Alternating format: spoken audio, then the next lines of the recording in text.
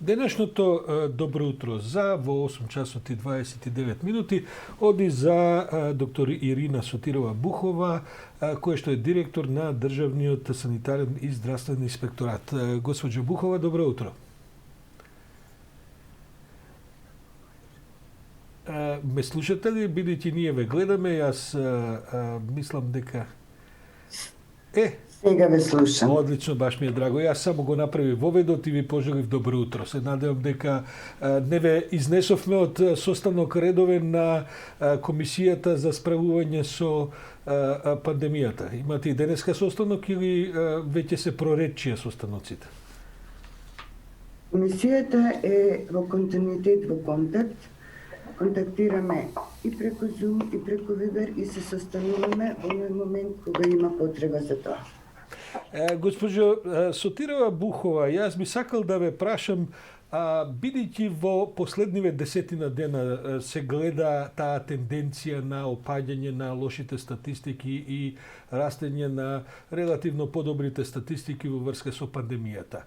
Излегува проценки дека тоа може би резултат на проширувањето на по природен пат на еден ефект на стадо, на имунитет на стадо во државава, бидејќи според некои статистики можно е до сега во Македонија да се заразени, да го прележале, да го преболувале, да кажам, вирусниот фактор, негдека дури околу 800, можеби над 100.000 граѓани. Прво да ве прашам дали вие се согласувате, иако тоа не ви е директна експертиза со тоа, и второ да ве прашам дали таквиот пад на лошите бројки се должи само на овие предпоставки за стадо, имунитет, или се должи и на спроведувањето на мерките кои што ги превзема владата и здравствените власти, во кои што и вие учествувате? Така, прво би сакала да ве поздравам вас и вашата емисија. Благодарам. И да кажам дека во овој момент јас сум без маска, меѓутоа протоколите ги почитувам, а без маска сум затоа што сум сама во просторијата од која комуницираме. Во однос на вашето прашање, сакам да одговорам конкретно дека почитување на протоколите и мерките кои ги препорача Комисијата за заштита на население од заразни болести, секако не само кај нас, туку и секаде во светот, носи и покажува ефект. Меѓутоа, јас се уште не сакам и не смеам да кажам дека ние имаме терен за опуштање.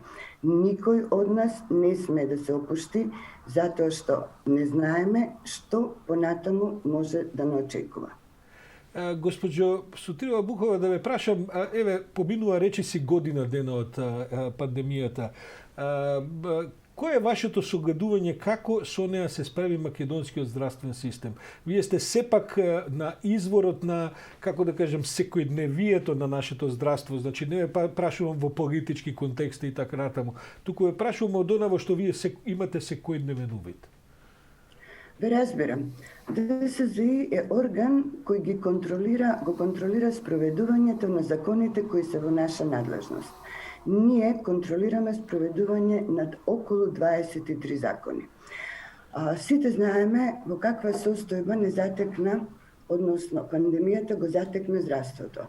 Располагавме и со 30 епидемиолози, нешто околу 50 инфектолози, некој број повеќе или помалку на дипломирани биохемичари, микробиолози и со само 40 инспектори во Државниот здравствен и санитарен инспекторат.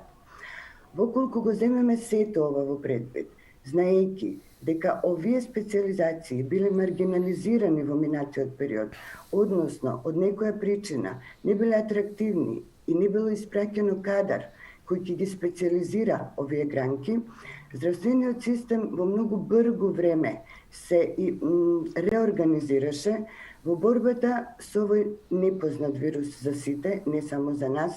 Се вклучија сите пулмолози, интернисти, педиатри, анестезиолози, гинеколози, односно се направи комплетна реорганизација на целиот медицински кадар и мислам дека апсолутно одлично реагиравме на оваа ново настаната ситуација. Во колку случаи... Да, се извинувам. Во колку случаи интервениравте лани? Има ли разлика помеѓу статистиката ланска и можеби претходните години? Имавте ли зголемен број на интервенции, бидејќи вам тоа вие работат? Апсолутно. Од почетокот на пандемијата до денес, Државниот санитарен и здравствен инспекторат работи исклучиво на вонредни инспекцијски надзори. Значи, во колку предминатата година работевме по план, месечен, дневен и неделен, а во периодот поминат од 26 февруари па до денес, ние работиме исклучиво по вонредни инспекцијски надзори. Направени се над 3000, околу 4000 вонредни инспекцијски надзори, од тоа 3400 во јавни здравствени приватни установи, останатите во правни субјекти кои се во ингеренции на инспекторирање на Државниот здравствен и санитарен инспекторат. Од наша страна издадени се 13.000 решенја за возачи шпедитери кои беа потребни во првиот момент кога се настана пандемијата и кога се наметнуваа првите мерки на рестрикција. До овој момент, односно заклучно, со 31 декември, ДСЗИ издаде над 160.000 решенја на лица позитивни на SARS-CoV-2 и лица контакти. Значи, обемот на работа кој го спроведе и се уште го спроведува Државниот здравствен и санитарен инспекторат е зголемен во однос на работата на претходните години. Да, импресивни се овие бројки што ги кажувате, особено кога ќе се земе предвид релативната ограниченост на капацитетите кадровски и ресурсите други што ги имате. Па сепак да ве прашам, кои се најчестите проблеми кои ги констатирате? Кои се најчестите пропусти во работата во нашиот медицинско-здравствен систем на кои што вие укажувате, а и покренувате одредени постапки? Така, значи, во однос на вонредните инспекцијски надзори кои ги правиме на дневно ниво, во јавните и приватни здравствени установи, затоа што тие не се таргетот, да речеме, во овој момент, се врши инспекторирање во однос на почитување на протоколите, во однос на опременост на лична здравствена опрема, во однос на нејзина правилна употреба и секако санитарно-техничките услови во јавните и здравствени установи. Воколку ме прашувате во однос на представки кои истасуваат за постоење или не лекарска грешка во однос на третман на одреден пациент, да, имаме и такви вонредни инспекцијски надзори. Тоа се 50-тина до сега, од кои некои завршуваат само на вонреден инспекцијски надзор, а за грото од нив имаме иницирано стручен надзор. Госпоđo Сотрила Бухова, има ли разлика помеѓу македонското државно, јавно и приватно здравство? Кога е вашата служба прашање, што вие увидувате? Има ли некакви, бидејќи кај нас знаете како велат, парите требаат само за да чуваш здравјето и кој ќе дојде здравјето во прашање, тогаш парите можат да помогнат. Од друга страна видовме дека државното здравство беше главниот фронт кој што се постави на како да кажам, линијата на разграничување со пандемијава. Па има ли разлика помеѓу јавното и приватното здравство која вие ја воочувате? Во однос на доменот нема разлика во однос на постапката.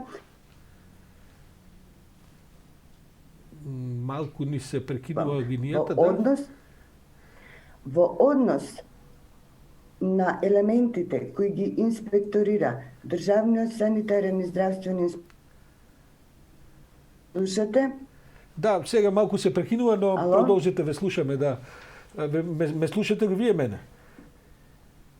Да, ве слушам. Продолжете, повелете. Во однос на елементите кои ги инспекторира Државниот санитарен и здравствен инспекторат, немаме забележано разлики во однос на третманот на пациентите во јавното и приватното здравство. Напоменувам, во ингеренциите кои ги има Државниот санитарен и здравствен инспекторат.